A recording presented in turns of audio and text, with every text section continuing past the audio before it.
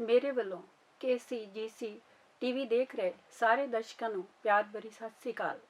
My self Usha Sharma from Shri Guru Tegh Bahadur college for women Amritsar. ਅੱਜ ਮੈਂ ਤੁਹਾਡੇ ਸਾਰਿਆਂ ਨਾਲ ਸਵਾਮੀ ਦਇਆਨੰਦ ਸਰਸਵਤੀ ਜੀ ਦੇ ਜੀਵਨ ਬਾਰੇ ਚਰਚਾ ਕਰਨ ਜਾ ਰਹੀ ਹਾਂ।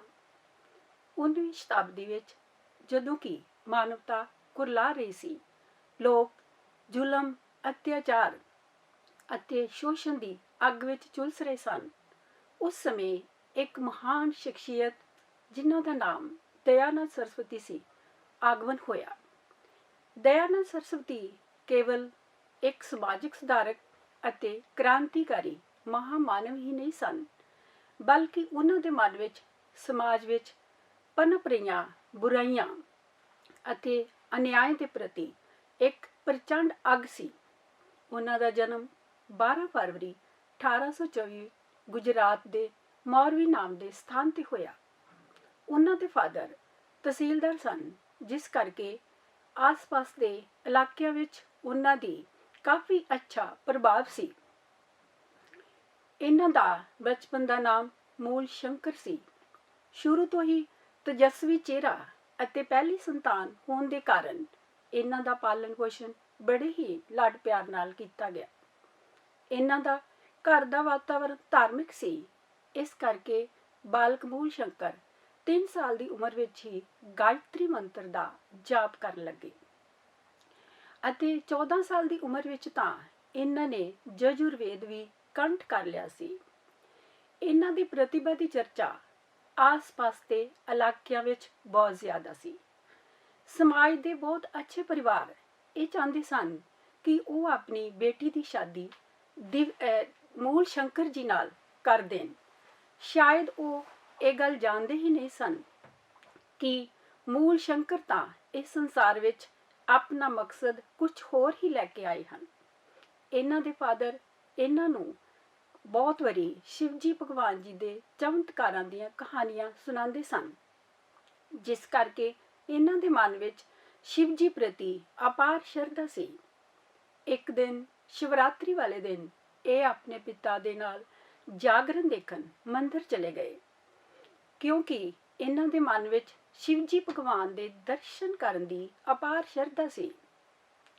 ਜਿਉਂ-ਜਿਉਂ ਰਾਤ ਬੀਤਦੀ ਗਈ, ਲੋਕ ਨੀਂਦ ਦੀ ਅਗੋਸ਼ ਵਿੱਚ ਚਲੇ ਗਏ, ਲੇਕਿਨ ਬਾਲਕ ਮੂਲ ਸ਼ੰਕਰ ਤਾਂ ਕੇਵਲ ਇੱਕੋ ਹੀ ਉਦੇਸ਼ ਲਈ ਆਏ ਹਨ, ਉਹ ਸਨ ਸ਼ਿਵਜੀ ਭਗਵਾਨ ਦੇ ਦਰਸ਼ਨ। ਜਿਉਂ-ਜਿਉਂ ਰਾਤ ਵਧੀ ਤਾਂ ਇਹ ਕੀ ਦੇਖਦੇ ਹਨ ਕਿ ਇੱਕ ਚੂਹਾ ਸ਼ਿਵਲਿੰਗ ਤੇ ਚੜ ਕੇ ਲੱਡੂ ਖਾ ਰਿਹਾ ਸੀ। ਇਹ ਇੱਕਦਮ ਪਰੇਸ਼ਾਨ ਹੋ ਗਏ। ਇਹਨਾਂ ਨੇ ਇਹ ਦ੍ਰਿਸ਼ ਆਪਣੇ ਪਿਤਾ ਨੂੰ ਦਿਖਾਇਆ ਅਤੇ ਇਹ ਪੁੱਛਿਆ ਕਿ ਇਹ ਕੀ, ਤੁਸੀਂ ਤਾਂ ਕਹਿੰਦੇ ਹੋ ਕਿ ਸ਼ਿਵਜੀ ਭਗਵਾਨ ਸਰਵ ਸ਼ਕਤੀਸ਼ਾਲੀ, ਦੈਂਤਾਂ ਦਾ ਨਾਸ਼ ਕਰਨ ਵਾਲੇ ਅਤੇ ਤਰਸ਼ੂਲ ਡਮਰੂਧਾਰੀ ਹਨ, ਤਾਂ ਫਿਰ ਕੀ ਇਹ ਚੂਹੇ ਤੋਂ ਆਪਣੀ ਰੱਖਿਆ ਨਹੀਂ ਕਰ ਸਕਦੇ? ਉਹਨਾਂ ਦੇ ਪਿਤਾ ਉਹਨਾਂ ਦੀ ਬੇਚੈਨੀ ਨੂੰ ਅੱਛੀ ਤਰ੍ਹਾਂ ਸਮਝ ਚੁੱਕੇ ਸਨ। ਉਹਨਾਂ ਨੇ ਇਹ ਜਵਾਬ ਦਿੱਤਾ ਕਿ ਇਹ ਕੋਈ ਅਸਲੀ ਸ਼ਿਵ ਥੋੜੀ ਹਨ, ਇਹ ਤਾਂ ਉਹਨਾਂ ਦੀ ਮੂਰਤੀ ਹੈ। ਅਸਲੀ ਸ਼ਿਵ ਤਾਂ ਕੈਲਾਸ਼ ਪਰਬਤ ਤੇ ਹਨ। ਇਹ ਗੱਲ ਸੁਣਦਿਆਂ ਹੀ ਇਹ ਉੱਥੋਂ ਉੱਠ ਖੜੇ ਹੋਏ, ਘਰ ਪਹੁੰਚੇ। ਘਰ ਜਾ ਕੇ ਇਹਨਾਂ ਨੇ ਵਰਤ ਵੀ ਤੋੜ ਦਿੱਤਾ, ਆਪਣੀ ਮਾਤਾ ਕੋਲੋਂ ਖਾਣਾ ਮੰਗਿਆ ਅਤੇ ਇਹਨਾਂ ਦੇ ਮਨ ਵਿੱਚ ਕਈ ਪ੍ਰਕਾਰ ਦੇ ਪ੍ਰਸ਼ਨ ਉੱਠਣੇ ਸ਼ੁਰੂ ਹੋ ਗਏ ਕਿ ਅਗਰ ਇਹ ਮੂਰਤੀ ਆਪਣੀ ਰੱਖਿਆ ਹੀ ਨਹੀਂ ਕਰ ਸਕਦੀ ਤਾਂ ਅਸੀਂ ਇਹਦੀ ਪੂਜਾ ਕਿਉਂ ਕਰੀਏ? ਹਾਲੇ ਇਸ ਘਟਨਾ ਨੂੰ ਥੋੜੇ ਹੀ ਦਿਨ ਹੋਏ ਸਨ ਕਿ ਇਹਨਾਂ ਦੀ ਛੋਟੀ ਭੈਣ ਹੈਜ਼ੇ ਦਾ ਸ਼ਿਕਾਰ ਹੋ ਗਈ। ਕਾਫੀ ਇਲਾਜ ਕਰਵਾਉਣ ਦੇ ਬਾਵਜੂਦ ਵੀ ਉਹ ਠੀਕ ਨਹੀਂ ਹੋ ਪਾਈ ਅਤੇ ਉਸ ਦੀ ਡੈਥ ਹੋ ਗਈ। ਇਸ ਦਾ ਪ੍ਰਭਾਵ ਸਵਾਮੀ ਦਇਆਨੰਦ ਜੀ ਤੇ ਬਹੁਤ ਜ਼ਿਆਦਾ ਪਿਆ। ਘਰ ਵਿੱਚ ਮਾਤਮ ਛਾ ਗਿਆ। ਸਾਰੇ ਮੈਂਬਰ ਰੋ ਰਹੇ ਸਨ, ਜਦਕਿ ਸਵਾਮੀ ਦਇਆਨੰਦ ਇੱਕ ਬੁੱਤ ਬਣ ਕੇ ਆਪਣੀ ਭੈਣ ਦੀ ਲਾਸ਼ ਵੱਲ ਦੇਖ ਰਹੇ ਸਨ। ਹਾਲੇ ਉਹ ਇਸ ਦੁਖਦ ਘਟਨਾ ਤੋਂ ਬਾਹਰ ਹੀ ਨਹੀਂ ਆਏ ਸਨ ਕਿ ਉਹਨਾਂ ਦੇ ਚਾਚਾ, ਜਿਨ੍ਹਾਂ ਨੂੰ ਮੂਲ ਸ਼ੰਕਰ ਜੀ ਬਹੁਤ ਹੀ ਜ਼ਿਆਦਾ ਪਿਆਰ ਕਰਦੇ ਸਨ, ਉਹਨਾਂ ਦੀ ਡੈਥ ਹੋ ਗਈ। ਇਹ ਦੇਖ ਕੇ ਤਾਂ ਉਹਨਾਂ ਦਾ ਹਿਰਦੇ ਕੰਬ ਉੱਠਿਆ। ਉਹ ਇਹ ਸੋਚਣ ਲੱਗੇ ਕਿ ਮੌਤ ਕੀ ਹੈ, ਕੀ ਇਸ ਤੇ ਕਾਬੂ ਨਹੀਂ ਪਾਇਆ ਜਾ ਸਕਦਾ? ਕਿ ਮੈਨੂੰ ਵੀ ਮੌਤ ਆ ਜਾਏਗੀ? ਨਹੀਂ, ਮੈਂ ਅਮਰ ਰਹਿਣਾ ਚਾਹੁੰਦਾ ਹਾਂ। ਇਹ ਸਾਰੇ ਸਵਾਲ ਉਹਨਾਂ ਨੂੰ ਦਿਨ ਪ੍ਰਤੀ ਦਿਨ ਬੇਚੈਨ ਕਰਨ ਲੱਗੇ। ਇੱਕ ਦਿਨ ਉਹ ਆਪਣਾ ਘਰ ਛੱਡ ਕੇ ਬਾਹਰ ਚਲੇ ਗਏ। ਉਹ ਇੱਕ ਮੇਲੇ ਵਿੱਚ ਪਹੁੰਚੇ, ਲੇਕਿਨ ਉਹਨਾਂ ਦੇ ਗਵਾਂਢੀ ਵਿਅਕਤੀ ਨੇ ਉਸ ਨੂੰ ਦੇਖ ਲਿਆ ਅਤੇ ਉਹਨਾਂ ਦੇ ਪਿਤਾ ਨੂੰ ਦੱਸਿਆ ਕਿ ਸਵਾਮੀ ਦਇਆਨੰਦ ਇੱਕ ਮੇਲੇ ਵਿੱਚ ਘੁੰਮ ਰਹੇ ਸਨ। ਉਹਨਾਂ ਦੇ ਪਿਤਾ ਆਪਣੇ ਸਾਥੀਆਂ ਨੂੰ ਲੈ ਕੇ ਗਏ ਅਤੇ ਉਹਨਾਂ ਨੂੰ ਘਰ ਲੈ ਆਏ। ਸਵਾਮੀ ਜੀ ਨੂੰ ਉਹਨਾਂ ਨੇ ਘਰ ਦੇ ਕਮਰੇ ਵਿੱਚ ਕੈਦ ਕਰ ਲਿਆ। ਸ਼ਾਇਦ ਪਿਤਾ ਇਸ ਗੱਲ ਨੂੰ ਭੁੱਲ ਰਹੇ ਸਨ ਕਿ ਇਹ ਕੈਦ ਉਹਨਾਂ ਨੂੰ ਜ਼ਿਆਦਾ ਦੇਰ ਤੱਕ ਰੋਕ ਨਹੀਂ ਪਾਏਗੀ। ਘਰ ਦੇ ਮੈਂਬਰ ਜਦੋਂ ਕਿ ਸਾਰੇ ਸੋ ਰਹੇ ਸਨ, ਸਵਾਮੀ ਜੀ ਫਿਰ ਘਰੋਂ ਨਿਕਲ ਗਏ। ਉਹ ਸੱਚੇ ਗਿਆਨ ਦੀ ਪ੍ਰਾਪਤੀ ਲਈ ਇੱਕ ਸਥਾਨ ਤੋਂ ਦੂਜੇ ਸਥਾਨ ਤੇ ਜਾਣ ਲੱਗੇ। ਅੰਤ ਵਿੱਚ ਉਹ ਮਥੁਰਾ ਪਹੁੰਚੇ, ਜਿੱਥੇ ਉਹਨਾਂ ਦੀ ਮੁਲਾਕਾਤ ਸਵਾਮੀ ਵਿਰਜਾਨੰਦ ਨਾਲ ਹੋਈ, ਜਿਹੜੇ ਕਿ ਵੇਦਾਂ ਦਾ ਗਿਆਨ ਦਿੰਦੇ ਸਨ। ਸਵਾਮੀ ਦਇਆਨੰਦ ਜੀ ਨੇ ਉਹਨਾਂ ਕੋਲੋਂ ਸਿੱਖਿਆ ਪ੍ਰਾਪਤ ਕਰਨੀ ਸ਼ੁਰੂ ਕਰ ਦਿੱਤੀ। ਸਿੱਖਿਆ ਪ੍ਰਾਪਤ ਕਰਦੇ ਕਰਦੇ ਕਈ ਵਾਰ ਉਹਨਾਂ ਨੂੰ ਸਵਾਮੀ ਵਿਰਜਾਨੰਦ ਕੋਲੋਂ ਦੰਡ ਵੀ ਸਹਿਣੇ ਪੈਂਦੇ ਸਨ, ਕਿਉਂਕਿ ਸਵਾਮੀ ਵਿਰਜਾਨੰਦ ਜੀ ਸਖਤ ਸੁਭਾਅ ਦੇ ਮਾਲਕ ਸਨ। ਜਦੋਂ ਉਹਨਾਂ ਨੇ ਆਪਣੀ ਸਿੱਖਿਆ ਪੂਰੀ ਕੀਤੀ ਤਾਂ ਸਵਾਮੀ ਵਿਰਜਾਨੰਦ ਜੀ ਨੇ ਗੁਰੂ ਦਕਸ਼ਨਾ ਦੇ ਰੂਪ ਵਿੱਚ ਉਹਨਾਂ ਨੂੰ ਇਹ ਕਿਹਾ, ਸੰਸਾਰ ਵਿੱਚ ਜਾਓ, ਧਰਮ ਦਾ ਪ੍ਰਚਾਰ ਕਰੋ ਅਤੇ ਲੋਕਾਂ ਨੂੰ ਵੇਦਾਂ ਬਾਰੇ ਦੱਸੋ, ਕਿਉਂਕਿ ਉਸ ਸਮੇਂ ਸਮਾਜ ਵਿੱਚ ਬਹੁਤ ਹੀ ਸਾਰੀਆਂ ਕੁਰੀਤੀਆਂ, ਬਾਲ ਵਿਵਾਹ, ਸਤੀ ਸਿਸਟਮ, ਔਰਤ ਨੂੰ ਮਰਦ ਦੇ ਪੈਰਾਂ ਦੀ ਜੁੱਤੀ ਸਮਝਿਆ ਜਾਂਦਾ ਸੀ। ਉਸ ਨੂੰ ਘਰ ਦੀ ਚਾਰ ਦੀਵਾਰੀ ਵਿੱਚ ਬੰਦ ਰੱਖਿਆ ਜਾਂਦਾ ਸੀ। ਸਵਾਮੀ ਦਇਆਨੰਦ ਜਿੱਥੇ ਵੀ ਮੇਲਾ ਲੱਗਦਾ ਉੱਥੇ ਪਹੁੰਚ ਜਾਂਦੇ ਅਤੇ ਲੋਕਾਂ ਨੂੰ ਦੱਸਦੇ ਕਿ ਇਹ ਬੁਰਾਈਆਂ ਸਾਡੇ ਸਮਾਜ ਦੀ ਉੱਨਤੀ ਦੇ ਰਸਤੇ ਵਿੱਚ ਬਹੁਤ ਵੱਡੀ ਰੁਕਾਵਟ ਹਨ। ਸਾਨੂੰ ਇਹਨਾਂ ਦਾ ਡਟ ਕੇ ਵਿਰੋਧ ਕਰਨਾ ਚਾਹੀਦਾ ਹੈ।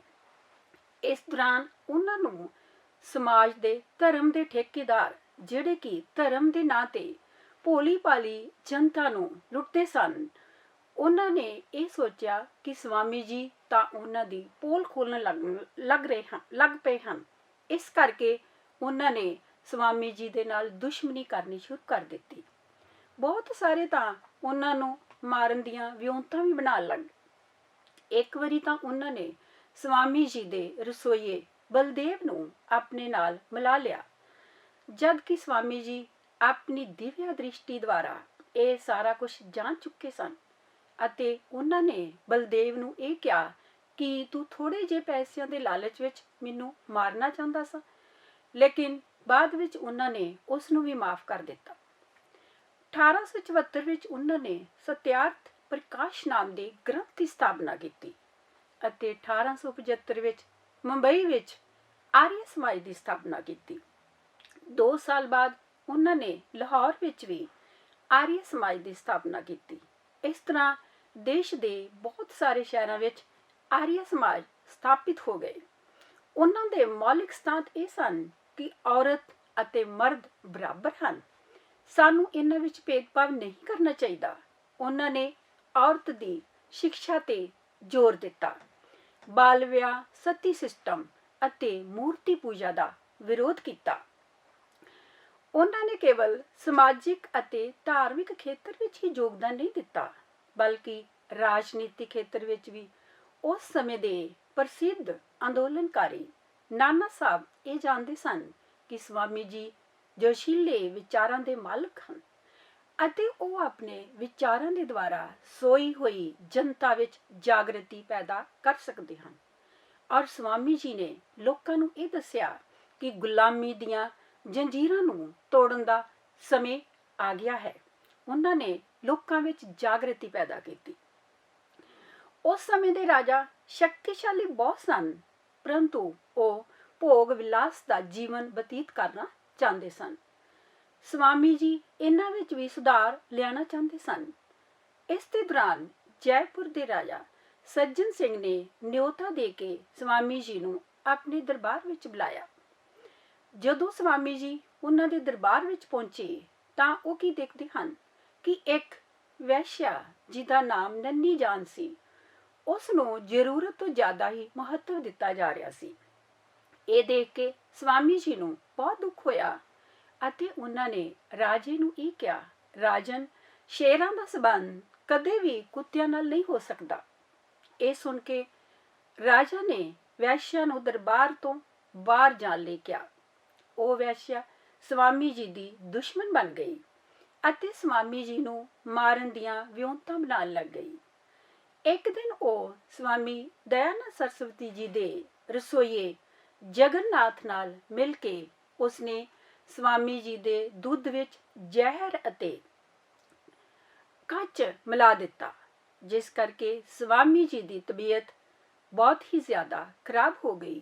ਲੇਕਿਨ ਉਹ ਇੱਕ ਜੋਗੀ ਸਨ, ਉਹ ਜਾਣਦੇ ਸਨ ਕਿ ਕਿਵੇਂ ਯੋਗਿਕ ਕਿਰਿਆਵਾਂ ਕਰਕੇ ਤਬੀਅਤ ਨੂੰ ਠੀਕ ਕੀਤਾ ਜਾ ਸਕਦਾ ਹੈ। ਉਹਨਾਂ ਨੇ ਆਪਣੇ ਅਨੁਯਾਈਆਂ ਨੂੰ ਇਹ ਕਿਹਾ ਕਿ ਮੈਨੂੰ ਮਾਊਂਟ ਆਬੂ ਲੈ ਜਾਓ।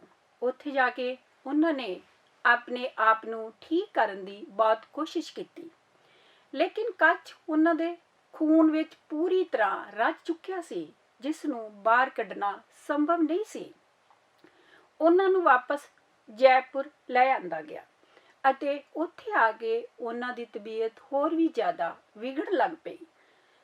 ਔਰ ਦੀਵਾਲੀ ਵਾਲੇ ਦਿਨ 30 ਅਕਤੂਬਰ ਜਦੋਂ ਕਿ ਲੋਕ ਘਰਾਂ ਵਿੱਚ ਦੀਵੇ ਜਗਾ ਕੇ ਘਰਾਂ ਨੂੰ ਰੋਸ਼ਨ ਕਰ ਰਹੇ ਸਨ, ਤਾਂ ਉਸ ਸਮੇਂ ਇੱਕ ਦਿਵਿਆ ਜੋਤੀਦਾਰ ਜਿਹੜੀ ਕਿ ਪਰਮਾਤਮਾ ਦੀ ਸ਼ਕਤੀ ਵਿੱਚ ਵਿਲੀਨ ਹੋ ਗਏ। ਲੇਕਿਨ ਉਹਨਾਂ ਦੀ ਮਹਾਨਤਾ ਦੀ ਸਭ ਤੋਂ ਵੱਡੀ ਉਦਾਹਰਨ ਇਹ ਸੀ ਕਿ ਉਹਨਾਂ ਨੇ ਮਾਰਨ ਤੋਂ ਪਹਿਲੇ ਆਪਣੇ ਕਾਤਲ ਜਗਨਨਾਥ ਨੂੰ ਇੱਕ ਸਿੱਕਿਆਂ ਨਾਲ ਭਰੀ ਹੋਈ ਥੈਲੀ ਦਿੱਤੀ ਅਤੇ ਇਹ ਕਿਹਾ, ਨੇਪਾਲ ਚਲੇ ਜਾਓ, ਨਹੀਂ ਤਾਂ ਲੋਕ ਤੁਹਾਨੂੰ ਕੁੱਟ-ਕੁੱਟ ਕੇ ਮਾਰ ਦੇਣਗੇ। ਅਗਰ ਸਵਾਮੀ ਦਇਆਨੰਦ ਸਰਸਵਤੀ ਵਰਗੇ ਯੁਗ ਪੁਰਸ਼ ਮਹਾਪੁਰਸ਼ ਥੋੜੇ ਸਾਲ ਹੋਰ ਜਿੰਦਾ ਰਹਿ ਜਾਂਦੇ ਤਾਂ ਸ਼ਾਇਦ ਹਿੰਦੁਸਤਾਨ ਦੀ ਤਸਵੀਰ ਕੁਝ ਹੋਰ ਹੀ ਹੁੰਦੀ। Thank you.